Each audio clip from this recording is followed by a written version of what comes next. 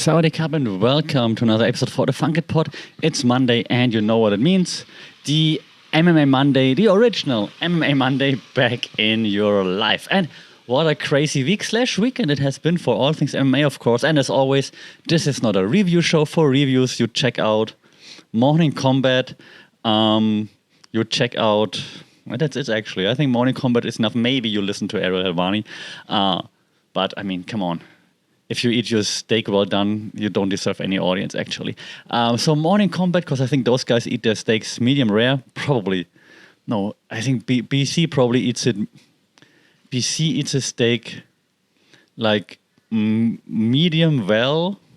Luke eats it like rare. Or he eats a steak like in a tortilla or in a burrito. Sorry, grounded beef. Okay, let's move on. Let's talk about all things MMA. And again, not a review, at least not for UFC. When it comes to one championship, yes, review because A, there's not that much content out there.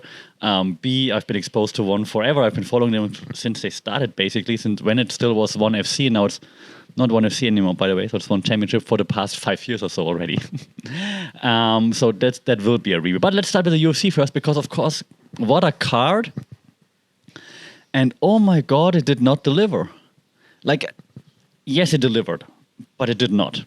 What do I mean by that, right? So I personally was incredibly hyped for that card, and I was pretty gutted that the start time meant I wouldn't be able to watch it because, well, I do need some sleep. So the main card started at 1:30 a.m. here in Thailand.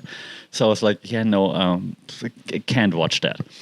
So then I was like, okay, if I wake up, I'm going to watch it right away. And I did. And the fights were okay, but not...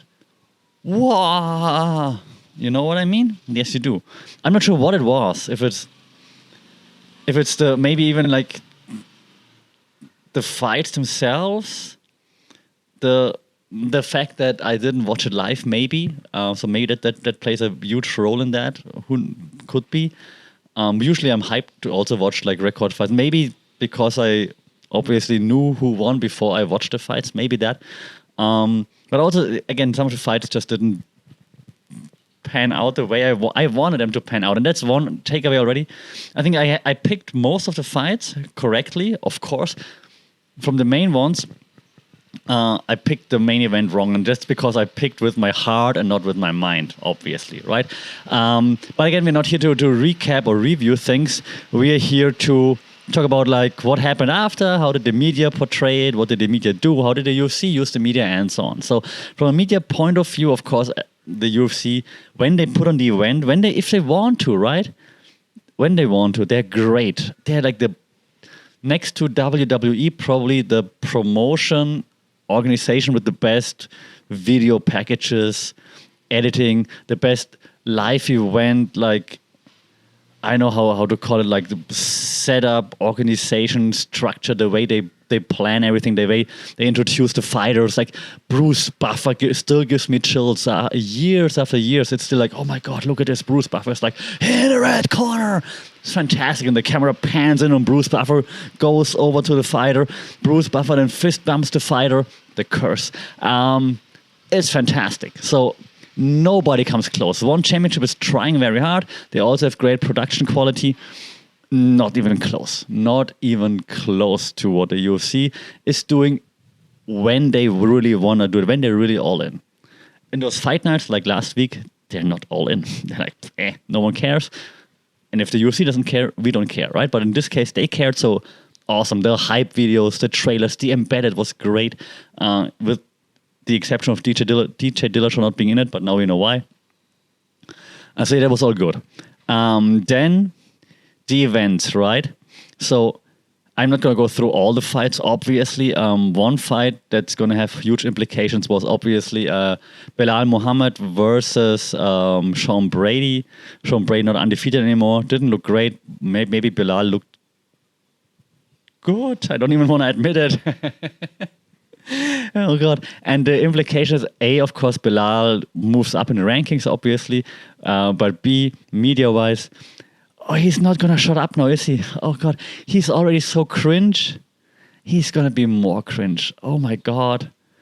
I mean, all the props in the world to him. Like Izzy said it on his like reaction video. He said like he's got such a weird body type and such a weird posture and stance and everything. Maybe that's why I don't really like to see him fight, because it looks just so weird. But obviously, game planning is definitely one of his strengths, and then just sticking to it and doing it. So congratulations, first career stoppage win. But because he's everywhere already, right? With the remember the name, remember the show, like his podcast and all. He's everywhere, so he's gonna be unbearable now with the memes and oh my god. Good for him though. Like I always say, fighters should use media more. He does it, so great job. It's just that it doesn't resonate with me, but great job, and you're gonna see him everywhere all the time talking smack now, but probably talking smack about Leon Edwards and that he wants a title shot next, probably, I guess. So that's great for him. So do your thing, Bully B, do your thing. What else? First fight on the main card was unfortunately not great, so let's not talk about it. What else did we have? Oh yeah, let's talk about the elephants in the room, right? Elephant in the room. Jan O'Malley. Basically, every fighter in the world, according to Instagram or to Twitter, seemed to have scored it for Jan. The judges gave it to O'Malley. I agree, it's not a robbery. It could have gone easy. I mean, I thought Jan had it too. I actually thought Jan had it 2-1 easy, maybe even 3-0, depending on like how much you count certain offensive moves or not. Surprised that O'Malley won, but it's not a robbery. Like you can see how someone gets swayed or something. Media-wise, I found it interesting. That was really interesting. Because Sean O'Malley didn't seem to have thought that he won, I think, or he couldn't process it. That was very interesting to me from a also psychological standpoint. He probably also thought that he lost, I guess, and now he's like, in the interview, right, he's trying to process like what just happened, and then also still in the post-fight press conference, he was clearly not really there. Like, another takeaway also, like we've seen it a few times. Sean O'Malley is not great with the mic off the cuff. He's great like in podcast interviews when he has like prepared talking points and so on. Like this off the cuffs interviews and stuff, he doesn't seem to be that great, which is very interesting. I think very interesting to see. But I mean, now he's a superstar, obviously, and you have to give him a title shot next. I mean, Dan Hardy, I think, said he wouldn't want him to do it. I think it was Dan Hardy. I hope I'm not misquoting. But he's the number one. He beat the number one contender, so I think he has to go for the title shot next. And he might just... I mean, Jan took him down. And yeah, control time doesn't mean much, blah, blah. If Sterling takes him down, then it's like... backpack and a wrap. God. If you know, you know. So Peter Yan, of course. I mean, I kind of like Peter Yan because he does like lots of Muay Thai. He trains here in Thailand a lot, so I do have a soft spot for Peter Yan, Pure Yan. Media-wise, I mean, his management posts some offensive tweets once in a while or calls out people. So I think it's going to bounce back in no time, and I think media-wise they're going to just I think they're going to say, it was a fluke, that he won actually, that the scorecards, all the media scorecards were like in favor of Jan. They're going to angle for a rematch. They're not going to get it though, of course. But then he's just going to get the next guy in line, probably a Chito Vera, I guess. I just made it up while I'm talking right now.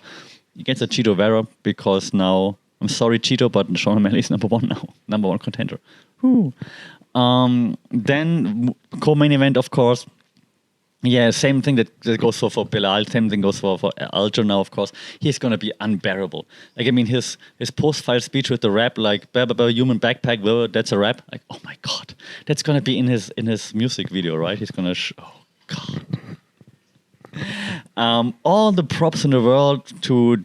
TJ Dillashaw, obviously, but also all the questions in the world, like why? Like, Luke Thomas said it very, very well. And I don't always agree with Luke Thomas, but very well. He's like, why in the world would UA go out there? Why in the world would his team let him go out there? Like, what do you expect would happen? Aljamain Sterling is known for his takedowns and for wrestling, and you can't use your left arm /shoulder. Like, what are you Why? So yeah, now media-wise, Altuve's gonna like keep popping up area. He's the champ, of course, and he's gonna put out his music video and he's do all those things. So he's gonna be unbearable, just like Belal, but also well deserved. Do your thing, man. Like I said, fighters need to do their thing. He does his thing. His analysis usually actually quite good if he's like not as cringe. It's usually great. So do your thing, man. Maybe even Cejudo. Yeah, call out Cejudo. Do it. Yeah, I don't want to see Sean O'Malley right now. Do the Cejudo thing. That's gonna be like the cringe press conference. Oh my god, the cringe trash talk back and forth. Gonna be amazing. Like cringe, it's like a car wreck. You can't look away. So I'm looking forward to this because Cejudo also great at utilizing social media, mainstream media, all those things. Fantastic. Do it. Yeah, I'm all for it. I don't want to see it, but I want to see it. I want to see both guys lose, get knocked out. So great. It's gonna be a win-win anyway. So let's do this. Okay, yeah. And the media is gonna be fun. And the UFC is gonna sell the out of that. I think like Triple C back and so on. Yeah, let's do it. If Dana doesn't hate him too much. TJ Dillashaw, media-wise, I think he's gonna disappear now. I mean, he could be like I had a blown out shoulder. I wasn't there, and you're acting like you really beat me, but you didn't beat me. My shoulder beat me. If I had my shoulder, I would have whopped your ass. But it seems to be like a really serious thing. So Luke Thomas again, he said it might take like a year until Dillashaw might be able to come back. So I think it's going to disappear. Maybe he should transition into like a media role or something. Because he's smart, clearly. He can talk, he can analyze things. So maybe the only thing with a PD background now, I'm not sure if the media wants to give him a platform. If not, TJ Dillashaw, come here, I'll give you a platform. I like Bang Muay Thai, so let's do it. TJ, let's do it. Main event. Yeah, that was just sad. Charles, why did you get subbed? Like, I still think that Charles Oliveira didn't take Makhachev's jiu-jitsu seriously. He's like, well, if I'm on the ground, I'm gonna just wiggle out, no problem, because I got this. I'm the best jiu-jitsu player in the division. And then Makhachev hits the sub, and he's like, oh shit, I'm stuck here. No, damn it. I really think he underestimated Makhachev's jiu-jitsu. I think, and maybe even the striking. But again, not reviewing this. Media-wise, DC is gonna be unbearable. Like I told you, Islam is the best in the world. Blah blah blah. Oh god, Khabib already is terrible in the media. Like it's so annoying. Like, where's the humbleness? Where's like I told you we're the best? Humble? Hey, father's plan, being winning, but be humble, bitch. Seriously, it's a bit annoying. Like I mean, I appreciate him. I appreciate Makhachev. Like it's a great performance, but guys, be humble. Like seriously, where is that? That was why I liked Khabib in the beginning, because he's like, I'm the best, but then he proved it, and there was no BS trash talk all the time, and now he does all the talking all the time. Yeah, annoying. Move on. And the UFC gonna sell the F out of this now, but like Khabib successor, blah blah. Wait for all those high packages videos. Makhachev speaks English quite well, so good on him. So he makes jokes and stuff, so fantastic. So he's gonna keep utilizing the media in that way. They're gonna keep utilizing him as long as he's at AK. Anyways, they're gonna do all the stuff for him. Yeah, good job. Charles should be back. He's gonna have to fight the tough opponent now to get back into the title picture. Probably Dariush, I guess. Yeah. I think Charles, again, like with many champs, he focused too much on like being cool, maybe underestimated him, maybe did too much media and wasn't as focused. Not to take away from Islam's success, of course, but just thinking maybe now this loss gets him back being focused and like just stop talking and just be the former champ now. Let's go, Charles. Media-wise, I don't think he does much. If he's on the card for Rio, then of course the UFC is going to prep like a super package, and then they're going to send him everywhere in Brazil. But we have to wait and see if he's going to be on that card. The call out then, Makhachev, Volkanovski. Like Volkanovski is just not a good trash talker. I'm sorry, he's a fantastic fighter, and I'm not a big fan per se. I'm always rooting against him, but he always convinces, right? He's always great. So, but he's just not a good trash talker. And I think he's learning slowly. Also, his videos are getting better. His YouTube stuff is getting better thanks to maybe Andrew Schultz and to Izzy. But overall, he's just not the greatest talker, and that call out thingy was still cringe. So I'm not looking forward. If he's the main event, I'm just not looking forward to the presser.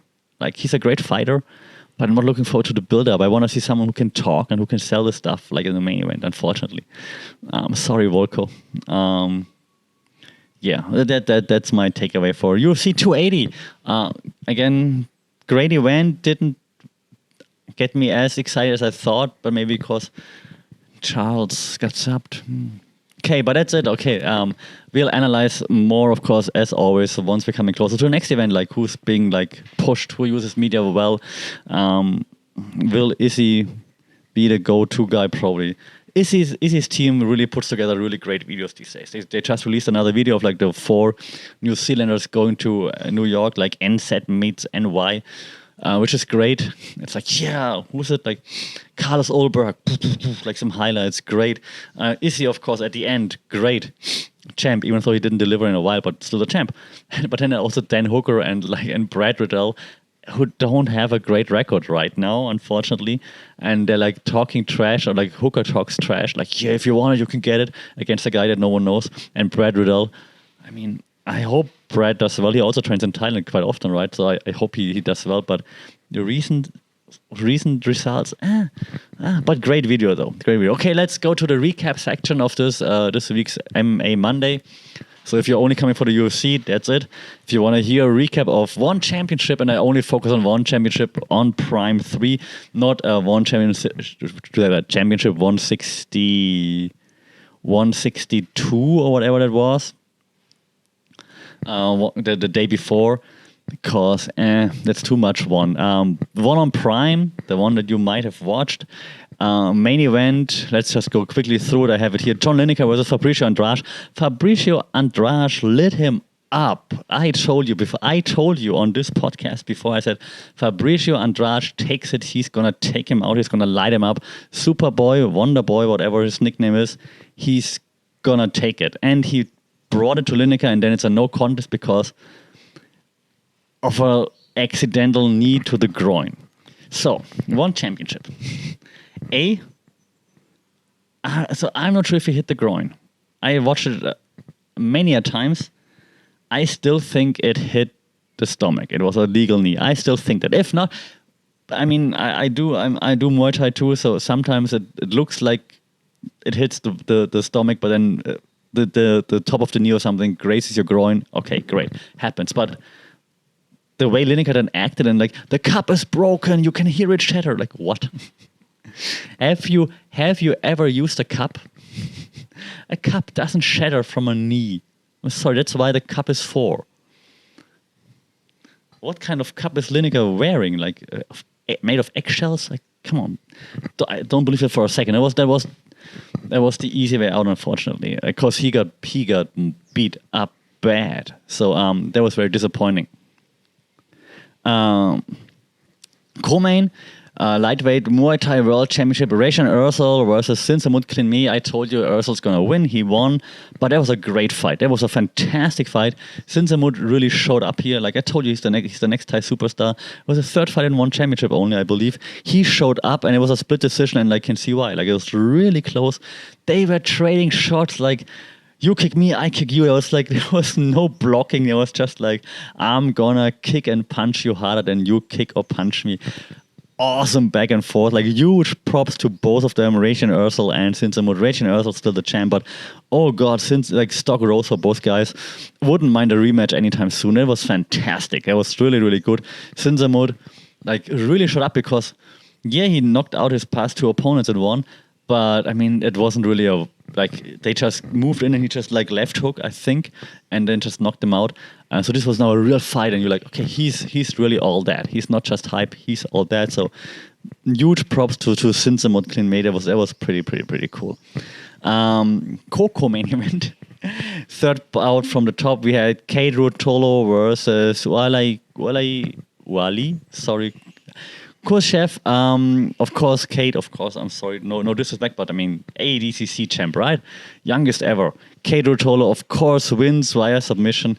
It was pretty slick, like also how he pushed himself and in between, like off the cage and stuff like this. Awesome. Like Kate Rutolo, You're the reason I'm gonna start watching grappling stuff, man. Like both brothers, of course. Like it's really fun. It's way more fun than watching like, I'm sorry, Shinya Yoki grappling, cause he's just like this old school thingy. It just like flops in the middle and just waits for someone to do something. Kate Rotolo and Ty, his brother, right? They're really innovative. It's really fun to see like how they utilize the whole space. That's pretty cool. I really like that. That was really fun. Another fight that I really liked, lead card, was the main event on the lead card. Jeremy Miyato versus Daniel Williams. I told you before it's going to be a banger. It was a banger, but oh my God, Jeremy Miyato put it on Daniel Williams. I thought Daniel Williams was going to go in and just like beat Daniel Williams, but Jeremy Miyato stopped Daniel Mini T Williams. Referee stoppage, TKO. He just got dropped too often, too many times, and yeah, respect. Not even Rotang did that. So congratulations, Jeremy Miyato. That was pretty impressive. So, like, looking forward to seeing what he does next. The last fight I'm going to mention is Asa Tenpao versus Mehdi Satoot. Mehdi Satoot, the old school Muay Thai legend here. He's been fighting and training in Thailand forever. Like I said in the preview, when I started Muay Thai, Mehdi Satoot was already kind of a name. You knew who he is. He was fighting in the circuit, and he retired with a win, going out on top. So congratulations, Mehdi Satoot. Well done. That was fantastic. Great career. Pretty inspiring fights. Always fighting till the end. So congratulations. Great career. Well done. It was really nice watching you fight, man. It was really cool. Thanks to Mehdi Satoot. That was great. All right, that's enough of like just the reviews and everything. Well, I have to mention one thing, but I didn't watch it, to be honest. The after main event fights, Aguilantani beat Ilya Stoyanov, who's supposed to be from Germany, so that's why I mentioned it. Ilya, what happened? Dude, come on. But yeah, that was one championship. So I did like the fights most of the time. I didn't like the Lineker way out because Andrade was just really putting it on him. But it was still a good fight, and they have to run it back. And then I think Andrade just no mercy and just take him out. Make it sound so easy, but I mean he had it, and he was really mad afterwards. So yeah, that was fun. But I think the next one on Prime is 4. It's in 25 days or so. So 3.5 weeks. We'll break it all down, and of course, once it's coming closer again, you can trust us here, myself here, to keep you informed. Let me know what you thought. How did you like One on Prime? I saw lots of positive reactions on social media. I'm not sure if it's like the algorithm that shows it to me, or if you had something to criticize, let me know. Because usually I'm not always that complimentary of one, but those Prime events, they are pretty quite good so far. Let me know what you think. What did you think of UFC 280 and how they like the call outs, the media use, like in terms of like the memes afterwards and so on? Let me know what you think. As always, stay safe, take care, subscribe to this thing, rate it wherever you listen to it so we grow an audience, and keep your guard up. Sawadee Krap.